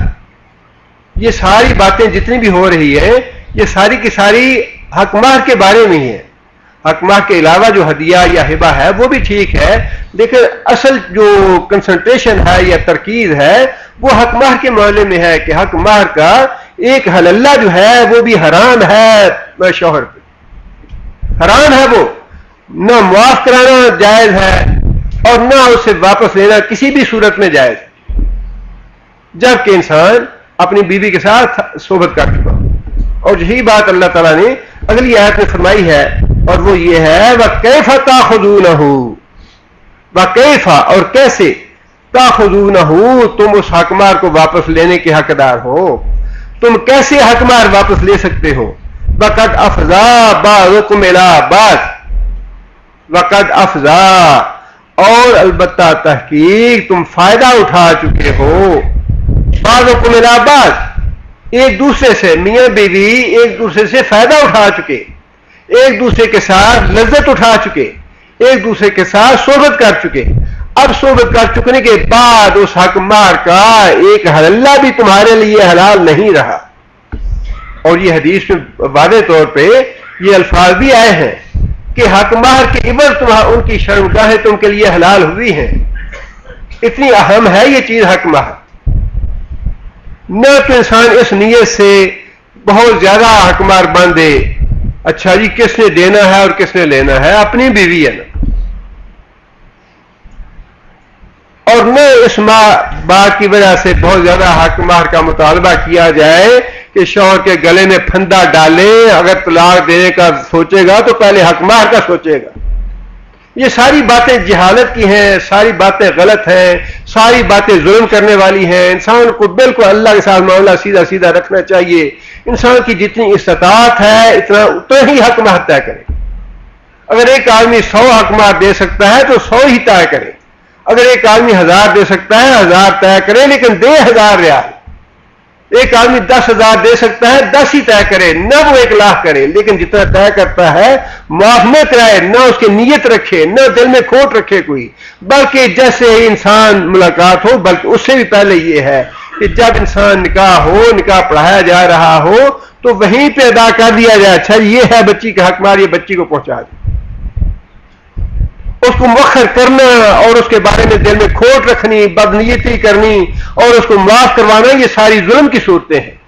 ایک حلالہ بھی جائز نہیں ہے مرد کے لیے اس میں سے رکھنا. فرمایا کہ جب تم ایک دوسرے سے فائدہ اٹھا چکے ہو تو پھر تمہیں کیسے یہ حق پہنچتا ہے کہ تم اس کا حق مہر دبا لو، تم اس کا حق مہر ادا نہ کرو. وَأَخَذْنَا مِنْكُمْ مِيثَاقًا غَلِيظًا، وَأَخَذْنَا اور وہ تمہاری بیویاں جو ہیں، اخذنا وہ لے چکی تم سے، میثاقًا غلیظا پکا عہد لے چکی ہیں. پکا عہد کیا مراد پکا عہد کا؟ جی نکاح. پکا عہد سے مراد نکاح ہے. 100 آدمی بیٹھا ہوا ہے، 100 آدمیوں کے درمیان بیٹھ کے تم نے یہ وعدہ کیا کہ میں نے اتنا حق مہر ادا کرنا ہے. اب اتنا پکا وعدہ جس کے 100 آدمی گواہ ہیں، اس وعدے کو تم جھٹلاؤ گے، اس وعدے سے پھر جاؤ گے، اس وعدے کو پورا نہیں کرو گے. اتنا پکا وعدہ کہ اپنی پوری برات بیٹھی ہوئی ہے، خواہ وہ 10 آدمی ہیں یا 100 آدمی ہیں یا 400 آدمی ہیں، اتنا پکا عہد کرنے کے بعد تم اس کو واپس لے لو گے، جس میں کچھ بھی انسانیت ہے، کچھ بھی شرافت ہے. وہ اس بات کا سوچ بھی نہیں سکتا کہ جو عورت کا حق مہر طے کیا گیا ہے یا جو اس کا دینا ہے وہ تو سب سے پہلے قرض ادا کرنے والا ہے، اس کو فوراً ادا کرنا چاہیے. مسلسل اللہ تعالیٰ نے 3-4 آیتیں جو ہیں وہ اس بارے میں ارشاد فرمائی ہیں کہ کسی بھی شوہر کو اس بات کا حق نہیں پہنچتا کہ وہ عورت سے حق مہر معاف کروائے یا حق مہر ادا نہ کرے یا اس کے بارے میں دل میں کوئی بدنیتی رکھے یا کھوٹ رکھے. آگے پھر ایک اور جاہلیت کی رسم کا اللہ تعالیٰ نے اس کو توڑ کیا ہے اور اس کو باطل کیا ہے. وہ یہ تھی کہ جیسا اس سے پہلے ہم پڑھ چکے کہ عورت کو اس خاندان کی وراثت سمجھا جاتا تھا. باپ کا بیٹا جو تھا وہ اپنی سوتیلی ماں سے جب باپ فوت ہو جائے نکاح کرتا تھا. جب باپ فوت ہو جائے تو بیٹا اپنی سوتیلی ماں سے نکاح کر لیتا تھا. اب یہ بھی ایک صریحاً سخت اللہ کے غصے والی اور بدکاری والی بات تھی. لہذا اس جو جاہلانہ رسم تھی اس کو بھی اللہ تعالیٰ نے ختم فرمایا. فرمایا کہ بلا تنکحو، اور نہ نکاح کرو، ما نکح آباؤکم، ما نکح جن سے نکاح کیا، آباؤکم تمہارے آبا نے. آبا میں حقیقی باپ بھی آ جاتا ہے، دادا بھی آ جاتا ہے، پردادا بھی آ جاتا ہے، نانا بھی آ جاتا ہے.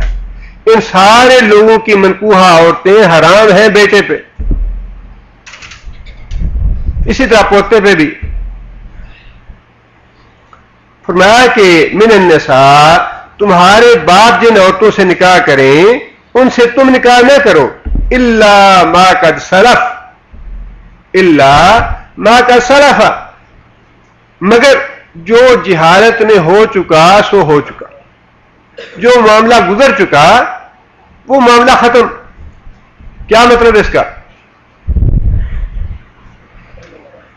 جو اس حکم نازل ہونے سے پہلے معاملات ہو گئے وہ ہو گئے. اس کا مطلب یہ ہے دینی اعتبار سے یہ ہے کہ ان لوگوں کو گناہ نہیں ہے، ان کو اللہ نے معاف کر دیا. کیونکہ یہ شریعت کا حکم اب نازل ہو رہا ہے. اس حکم کے نازل ہونے سے پہلے جن لوگوں نے اپنی سوتیلی ماؤں سے نکاح کیے اللہ نے ان کے گناہ معاف کر دیے. اور دوسرا مطلب اس کا یہ ہے دنیاوی اعتبار سے ایسا جو رشتہ تھا اس کے نتیجے میں جو اولاد پیدا ہوئی اس کے حقوق متاثر نہیں ہوں گے. دیکھیے نا یہ بڑی حکمت کے ساتھ قرآن اللہ تعالیٰ نے شریعت نازل فرمائی ہے. بالکل ایسے معاملات کو چور چپاٹ اور الٹ اپ نہیں کیا. حالانکہ جب ایک غلط کام تھا تو ہونا تو یہ چاہیے کہ یہ تو کام غلط ہے، جو اولاد پہلے ہوئی یہ ولد الزنا ہے، اس کے اب حقوق یا وراثت وغیرہ ختم ہو جائیں گے، کچھ نہیں ہونا چاہیے. اللہ نے فرمایا کہ نہیں، جو ہو چکا سو ہو چکا، لا علمی میں تم نے کیا، نہ تو ان کا تمہیں گناہ ہوگا قیامت کے دن، اور نہ ہی جو پہلے نکاح تم نے کیے اور اس نکاح سے جو اولادیں ہوئیں وہ تمہاری جائز اولادیں ہیں، ان کی وراثت بحال ہے، ان کے حقوق بحال ہیں. کتنی حکمت کے ساتھ شریعت نے حکم نافذ کیے ہیں. بڑی حکمت کے ساتھ شریعت نے احکام کو نافذ کیا ہے.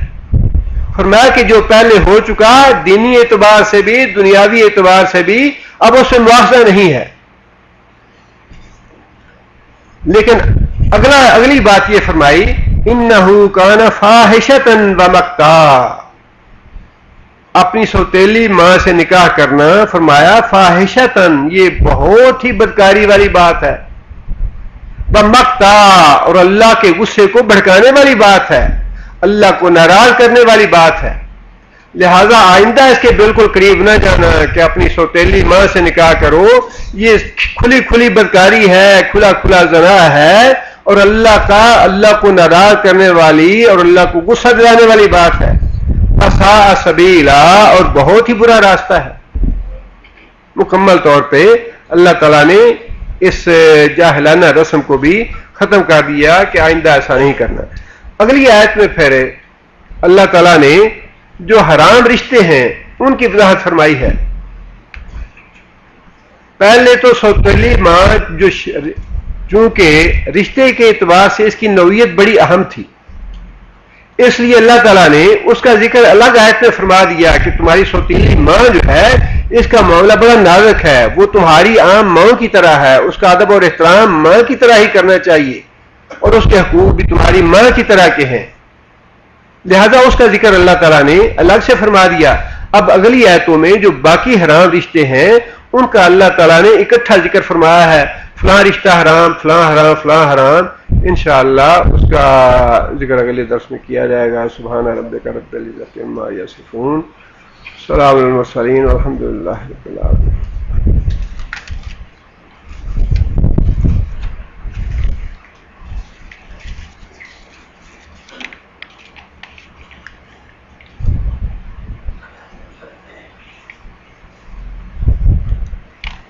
سورہ بقرہ آیت نمبر 180 کی تشریح کریں پچھلے درس کی مناسبت سے.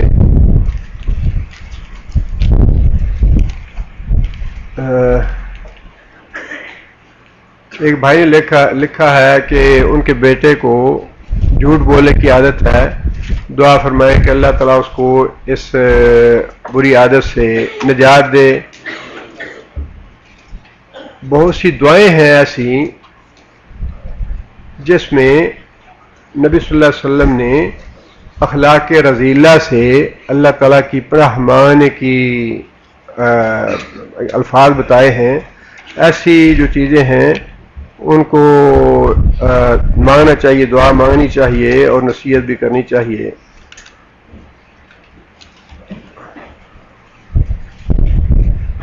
ایک بھائی ہے، انہوں نے لکھا ہے کہ ان کے لیے روزگار کے مسائل ہیں، اللہ تعالیٰ ان کی پریشانی دور فرمائے، اور والدہ کی صحت کے لیے دعا کی درخواست کی ہے، اللہ تعالیٰ شفا علاج کاملہ عطا فرمائے. اور اسی طرح روزگار کے بارے میں کچھ لکھا ہے، اللہ تعالیٰ ان کے روزگار میں برکت عطا فرمائے. کیا مرد مسلمان اپنی فوت شدہ بیوی کا چہرہ دیکھ سکتا ہے؟ سنا ہے کہ مردہ بیوی کا چہرہ دیکھنا اپنے شوہر کے لیے حرام ہے، گناہ ہے. یہ مسائل ایسے ہیں جن کے لیے کتاب و سنت سے دلیل ہونی چاہیے.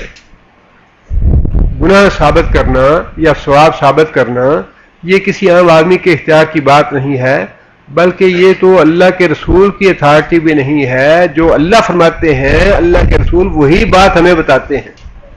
گناہ اور ثواب کی بات بتانا یہ اللہ کی اتھارٹی ہے، اللہ بتاتے ہیں.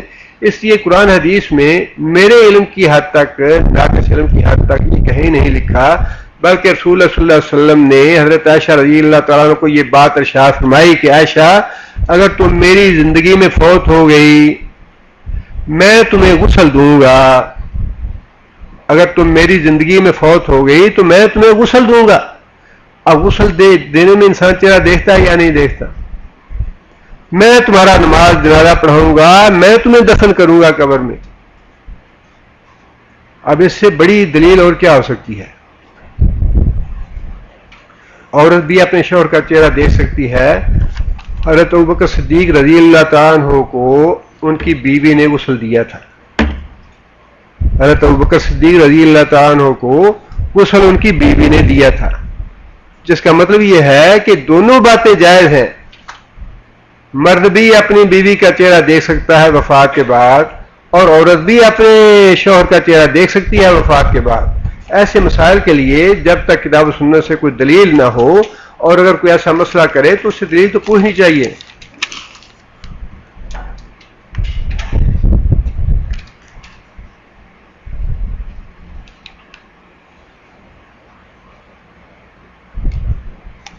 یہ 12 ربیع الاول کے بارے میں شاید تاریخ ولادت کے بارے میں پوچھا، سوال واضح نہیں ہے.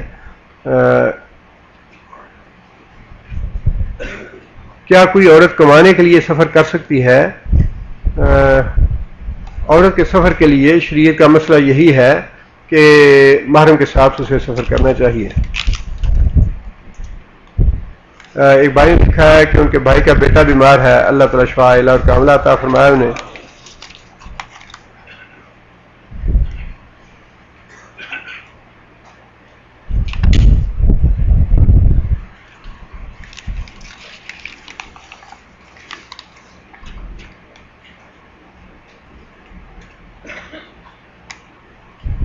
کیا نماز میں سینہ پر یا زیر ناف ہاتھ باندھنے کی کوئی حدیث ہے؟ کہاں ہاتھ باندھنا صحیح ہے؟ ہاتھ باندھنے کی صحیح حدیث جو ہے وہ تو سینے پہ ہاتھ باندھنے کی ہے. حضرت وائل بن حجر رضی اللہ تعالیٰ عنہ کی بڑی معروف حدیث ہے اس بارے میں، چونکہ یہ اختلافی مسائل ہیں اور ان پہ اکثر لوگ بحث وغیرہ کرتے رہتے ہیں. زیر ناف ہاتھ باندھنے کی شاید حدیث ضعیف ہے یا موضوع ہے، واللہ عالم بالصواب، لیکن سینے پہ ہاتھ باندھنے والی حدیث جو ہے وہ انشاءاللہ صحیح ہے.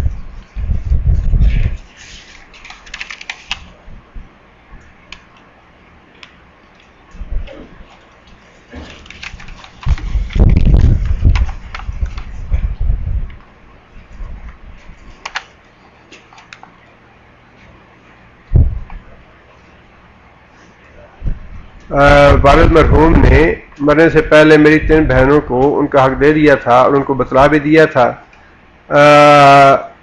ویسے جیسے کہ میں نے عرض کیا تھا وراثت کے مسائل میں کہ وراثت کے لیے 2 چیزیں شرط ہیں.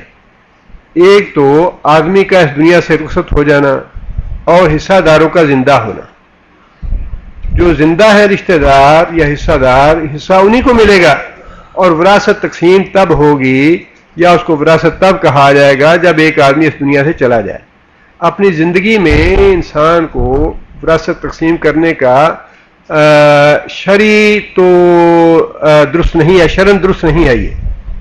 البتہ ایک اس کی صورت ہے کہ اگر انسان کو فتنے کا ڈر ہو بعد میں کہ میرے بعد اولاد میں جھگڑے پڑ جائیں گے یا کوئی حق غصب کر لے گا یا کوئی ظلم اور زیادتی کرے گا، تو پھر رخصت تو ہے اس کی، لیکن جو صحیح طریقہ ہے وہ یہ ہے کہ جب آدمی فوت ہو جائے تب انسان وراثت تقسیم کرے.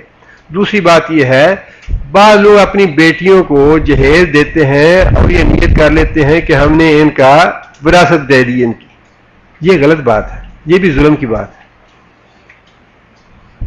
دیکھیں نا، وراثت کے آپ مکلف تو نہیں ہیں کہ آپ ضرور 10-10 لاکھ ہی اولاد کو دیں. جب آپ فوت ہوں گے اگر نہیں ہوگی تو ٹھیک ہے، جتنی ہے تھوڑی ہے زیادہ ہے اتنی ہی ہے.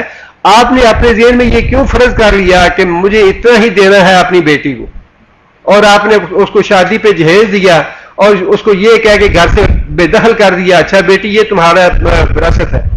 ظلم کی بات نہیں ہے یہ. جہیز تم سے بنتا ہے بناؤ، نہیں بنتا نہ بناؤ. تھوڑا بنتا ہے تھوڑا بناؤ، زیادہ بنتا ہے زیادہ بناؤ، لیکن بیٹی پہ یہ ظلم نہ کرو کہ اچھا یہ تو ہم نے تمہیں وراثت دے دی، اب تم آج کے بعد اس گھر سے بے دخل ہو، تمہارا اس گھر سے کوئی تعلق نہیں.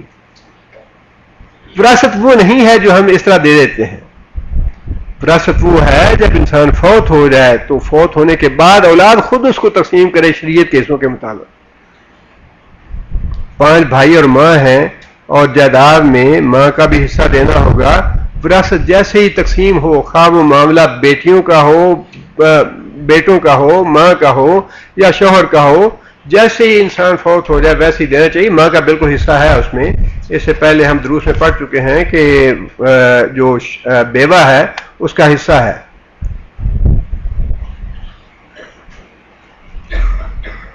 بارات لے جانا جائز ہے یا نہیں؟ یہ بیٹی کو لانے کے لیے اگر بہت زیادہ اکٹھ کرنا اور لوگوں کو جمع کرنا یہ تو باقی رسم والی بات ہے، لیکن بیٹی کو لانے کے لیے اگر 10 15 20 آدمی لے جائے انسان تو ان کی میزبانی یا مہمانی کرنا گھر والوں پہ بھی مشکل نہیں ہے اور اس میں انشاءاللہ کوئی حرج کی بات بھی نہیں ہے. لیکن رسم و رواج سے انسان اعتراض کرے، ناک اونچا کرنے سے انسان اعتراض کرے کہ جی ہماری ناک نہیں رہے گی، ہم اتنے آدمی لے کے آئیں گے ضرور اور اتنے آدمی کو تم نے مہمانی کرنی ہے، یہ چیزیں غلط ہیں. اور اتنا زیادہ اکٹھ کرنا جو ہے یہ اس میں نہیں ہے.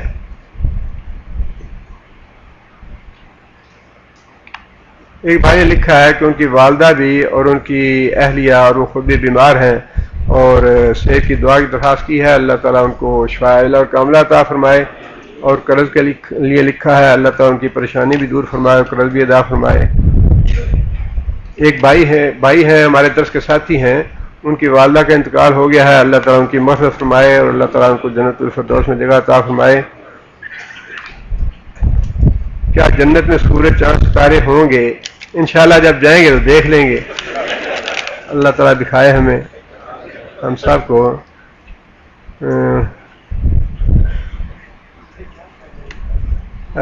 مجھے وراثت کے بارے میں قرآن حدیث کی روشنی میں معلوم نہیں تھا، اس کی تقسیم کس طرح ہے.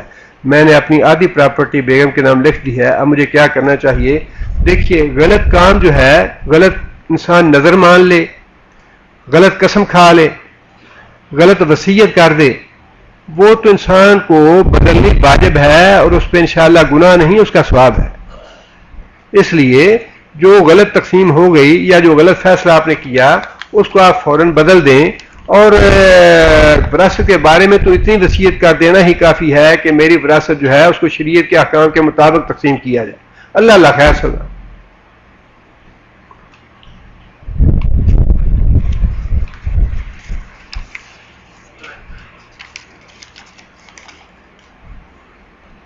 ایسے لوگ جو گناہ کبیرہ کر کے انتقال کر گئے اب توبہ نہیں کر سکتے، ان کے لیے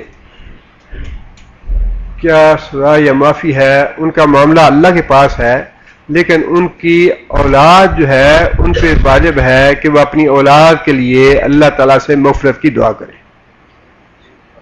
نبی صلی اللہ علیہ وسلم نے فرمایا کہ انسان کی بہترین کمائی انسان کی اولاد ہے، اور شریعت کمائی کسے کہتی ہے؟ شریعت کمائی جو ہے وہ نیک اعمال کو کہتی ہے، مال دولت کو یا دنیا کے کاروبار کو شریعت کمائی نہیں کہتی۔ فرمایا کہ بہترین کمائی انسان کی اس کی اولاد ہے، لہذا اگر کوئی ایسا آدمی ہے جس سے نادانستہ طور پہ کوئی کبیرہ گناہ ہوا ہے تو اللہ تعالیٰ سے استغفار کرنی چاہیے اولاد کو مستقل طور پہ، اور اس کے لیے کوئی نہ کوئی اگر اللہ توفیق دے تو صدقہ جاریہ وغیرہ کریں، اللہ تعالیٰ معاف کرنے والے ہیں۔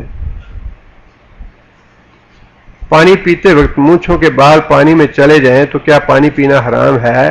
انسان کے بال پاک ہیں، انسان کے بال جو ہیں وہ پاک ہیں، اگر ویسے بھی پانی میں یا کسی پینے والی چیز میں پڑ جائیں تو وہ پینے والی چیز حرام نہیں ہوتی۔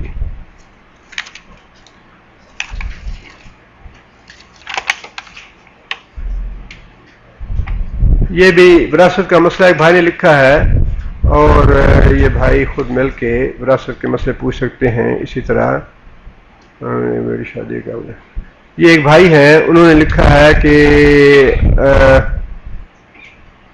بیٹے اور بیٹیاں ہیں، شادی کے قابل ہیں، ان میں سے ایک حافظہ بھی ہیں، تو اچھے رشتوں کے لیے انہوں نے لکھا ہے کہ دعا کریں، اور اگر کوئی صاحب خواہشمند ہو تو ان سے رابطہ بھی کر سکتے ہیں۔ سبحان ربک رب العزۃ عما یصفون، بسم اللہ الرحمن الرحیم، الحمد للہ رب العالمین، الرحمن الرحیم، مالک یوم الدین، ایاک نعبد و ایاک نستعین، اہدنا الصراط المستقیم، صراط الذین انعمت علیہم غیر المغضوب علیہم ولا الضالین۔ اللهم صل على محمد وعلى آل محمد كما صليت على إبراهيم وعلى آل إبراهيم إنك حميد مجيد۔ اللهم بارك على محمد وعلى آل محمد كما باركت على إبراهيم وعلى آل إبراهيم إنك حميد مجيد۔ ربنا ظلمنا أنفسنا وإن لم تغفر لنا وترحمنا لنكونن من الخاسرين۔ ربنا آتنا في الدنيا حسنة وفي الآخرة حسنة وقنا عذاب النار۔ أذهب الباس رب الناس وأنت الشافي لا شفاء إلا شفاءك شفاء لا يغادر سقما۔ أذهب الباس رب الناس وأنت الشافي لا شفاء إلا شفاءك شفاء لا يغادر سقما۔ اللهم اغفر لها وارحمها، اللهم اغفر لها وارحمها وعافها واعف عنها وأكرم نزلها ووسع مدخلها، اللهم ادخلها الجنة وأعذها من عذاب القبر ومن عذاب النار، اللهم ادخلها الجنة وأعذها من عذاب القبر ومن عذاب النار۔ ربنا هب لنا من أزواجنا وذرياتنا قرة أعين واجعلنا للمتقين إماما۔ ربنا اصرف عنا عذاب جهنم إن عذابها كان غراما إنها ساءت مستقرا ومقاما۔